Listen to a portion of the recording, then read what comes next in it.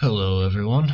I know it's been quite a while since our last entry, but the Foundation has got me pretty busy with some other projects that they have going on right now. But I'm not allowed to get into all that right now. Let's just get back to our personal business, shall we? Today's SCP that we're going to be going over is SCP-034. Object class is safe. Special Containment Procedures. SCP-034 is to be kept in a secure room with access granted only to Level 4 personnel. SCP-034 itself will be kept in a locked case that is under 24-hour surveillance. When not in lab conditions, SCP-034's protective sheath cannot be removed under any circumstances. Any personnel in contact with SCP-034 must be placed under 24-hour observation period until their identities can be confirmed. Description: SCP-034 is a primitive knife constructed out of pure obsidian. Tests reveal that SCP-034 is approximately 1,000 years old. Despite its crude method of construction and age, SCP-034 is still incredibly sharp and requires no maintenance to retain its edge. Expert analysis hypothesizes that SCP-034 may be of South American origin, in that it may have been used in Native American rituals. Several accounts from Spanish conquistadors exploring the region support this hypothesis, with a detailed writings of how priests would flay their victims with similar knives and wear their skin as a tribute to their gods. SCP-034 has the ability to allow its bearer to take the appearance of another individual. If SCP-034 is used to cut a piece of flesh from a living individual, and that piece of flesh is placed against the skin of another individual, the second individual would take not only the appearance, but all physical characteristics of the first individual. Testing has shown that the minimum amount of skin required can be as little as 1 square centimeter. However, testing has also revealed that the amount of time the transformation lasts is directly proportional to the amount of flesh used. The ratio of time the transformation lasts to flesh used has been measured at approximately 1 hour for every square centimeter used. Once the time limit has passed, the affected individual will revert to their original form. Analysis of SCP-034's ability shows that its method of mimicking another individual is nearly flawless.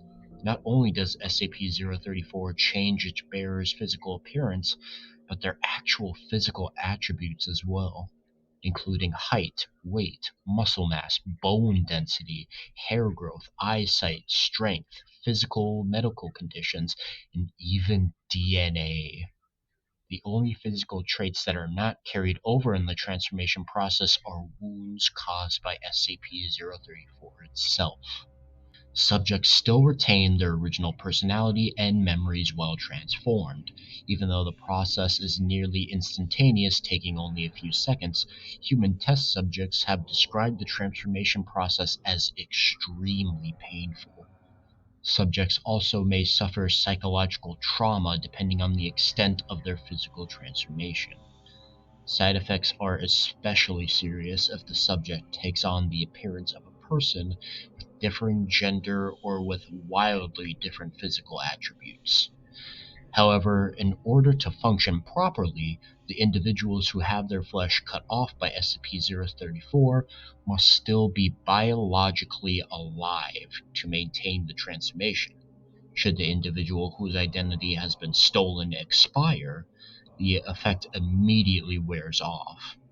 Further details may be found in Lab Report 034-A. Also, SCP-034 only appears to work on human subjects. Cross-species experiments with SCP-034 have resulted in SCP-034 came into Foundation possession when an imposter disguised as Dr. attempted to infiltrate site. The imposter was apprehended when authorities discovered the real Dr. tied up in his home with a large portion of his right arm skinned. Further details may be found in Post-Interrogation Report 2211. The following that I'm about to show you all are lab reports taken from tests with SCP-034. Lab Report 034-A. We've decided to test several scenarios dealing with the limits of SCP-034's capabilities. Test 1. Sample taken from deceased human cadaver and applied to subject D425. There is no observable effect. Test 2. Sample taken from D532 and applied to D452. D452 successfully mimics 532's appearance. Upon termination of D532, D452 immediately reverts back to original form. Test 3. Sample taken from D433 while under a medically induced coma and applied to subject D452. D452 successfully mimics D433's appearance and manages to maintain the transformation and consciousness. Test 4. Sample taken from a brain-dead medical patient who suffered a massive brain hemorrhage and applied to D452. D452 successfully mimics the patient's appearance but immediately loses consciousness upon transformation. D452 does not regain consciousness until the transformation period expires. D452 retains no memory of the event. Test 5. Sample taken from D625 who suffered a broken arm due to a confrontation with security staff. D452 successfully mimics D625's appearance, including the broken arm. D452's broken arm is remended when the transformation period expires. Test 6. Sample taken from a terminally ill medical patient and applied to D52. The patient's terminal illness was caused by an inherent genetic defect. D452 successfully mimics the patient's appearance as well as the patient's illnesses. Both the terminally ill patient and D452 expire at the same time, after which D452 reverts back to original form. Test 7. Sample taken from a chimpanzee applied to D466. D466 experiences rapid growth of hair across their entire body. There are otherwise no other significant physical or psychological changes. Body hair disappears when the transformation period expires. Test 8. Sample taken from an Atlantic salmon applied to D466. There is no observable effect. Test 9. Under O5 authorization, a sample taken from SCP is applied to D466. D466 exhibits extremely adverse reaction upon transformation and resulting in significant damage to the testing environment, multiple injuries among test and security staff, and the death of D466. Testing anomalous humanoids with SCP-034 suspended indefinitely. Post-Interrogation Report 2211. As per standard operating procedure, we first attempted to interrogate the prisoner via non-violent and non-invasive means. However, when such methods proved ineffective, We began to implement conventional interrogation techniques. While partially successful, we deemed it necessary to use SCP. We managed to learn the following facts. The prisoner had extensive knowledge of the existence of the Foundation and its inner workings.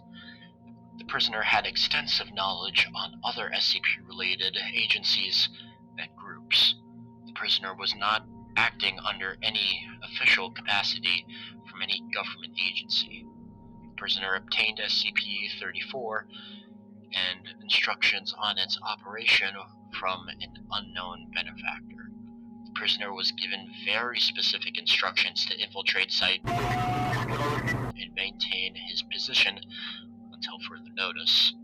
The prisoner had enough samples of Dr. to stay within sight for days. Regrettably, the prisoner did not survive interrogation. Well, that's all I got for this SCP for you all today. Thank you all very much for attending. Have a good rest of your day. Goodbye.